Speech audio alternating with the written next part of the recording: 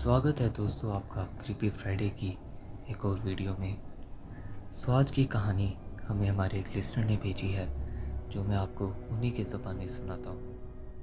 कहानी शुरू करने से पहले अगर आप लोग भी अपनी कहानियाँ हमें भेजना चाहते हैं तो डिस्क्रिप्शन में दिए गए ईमेल आईडी पे आप हमें अपनी कहानियाँ भेज सकते हैं। अगर हमें पसंद आई तो हम उनको ज़रूर अपने चैनल पर लगाएंगे, और अगर आपको ये कहानी पसंद आती है so make sure to like the video and subscribe to our channel. Thank you. तो चलिए अब कहानी को स्टार्ट करते हैं। मेरी वालदा का ख़ानदान एक इलाके में है जो अब्दुल हकीम से तकरीबन 20 किलोमीटर नॉर्थ में है। छोटा सा शहर जैसा गांव है जहां अभी भी पुरानी पार्टीशन से पहले बनी हुई हवेलियां खड़ी हैं, जो उस वक्त हिंदू ख़ानदानों की मलकियत होती थी। उनमें से एक हवेली में मेरा खालाजाद भाई रहता है। उसको बचपन से आदत है कि वो आंगन में सोता है। एक दिन उससे कंप्लेन करना शुरू कर दी कि रात के तकरीबन 3 बजे कोई उसका नाम पुकारता है। आवाज़ घर की छत पे से आती है। बहुत दफ़ा वो उठ के छत चेक करने गया, लेकिन कभी कोई नज़र ना आया। धीरे धीरे उसे लगने लगा कि कोई उसे छत से देख रहा है, और फिर उसने एक दिन साया देखा, लेकिन सफ़ेद रंग का। अक्सर साए काले होते हैं, लेकिन ये साया चमकता हुआ सफ़ेद था। ये सिलसिला 2-3 दिन तक चलता रहा। घर वालों ने उसकी बात को लाइटली लिया और कहने लगे कि अब से तू कमरे में सोया कर।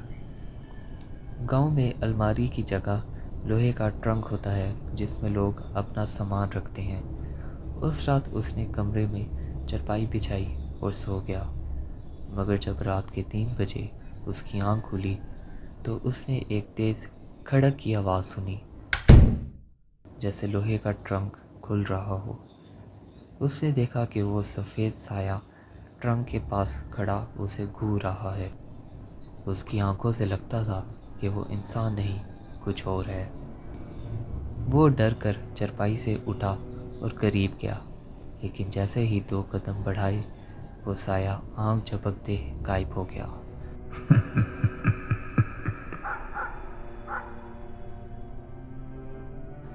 सिर्फ ठंडी हवा और ट्रंक के ढक्कन की ठप की आवाज़ रह गई। उस दिन के बाद उसका हाल खराब रहने लगा। दिन ब दिन कमज़ोर होता गया, चेहरा पीला, आंखें धंसने लगीं, जैसे उस सफ़ेद साए ने उसकी रूह चूस ली हो।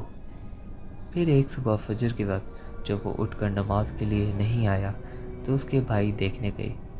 कमरे का मंजर देखकर उसके होश उड़ गए।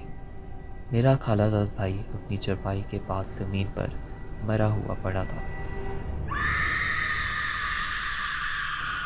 और उसका जिस्म उसी लोहे के ट्रंक के करीब था जहां सफ़ेद साया खड़ा नज़र आया करता था। उसकी मौत को घर के सब लोगों ने देखा, और उन्होंने उसके पहले वाले वाक़यात भी देखने लगे, लेकिन आज तक हमें मना है कि इस बारे में खुलेआम बात करें। हवेली का वो कमरा अब बंद है, और लोग कहते हैं कि अगर आधी रात पास जाओ तो अब भी लोहे के ट्रंक के खुलने की आवाज़ आती है। दोस्तों, ये कहानी हमें हमारे एक लिसनर ने भेजी है। तो अगर आप भी हमें अपनी कहानियाँ भेजना चाहते हैं तो नीचे डिस्क्रिप्शन में दिए गए आईडी पे आप हमें अपनी कहानियाँ भेज सकते हैं। अगर आपको ये कहानी पसंद आई तो हमारी वीडियो को लाइक करें, चैनल को सब्सक्राइब करें और शेयर भी करें।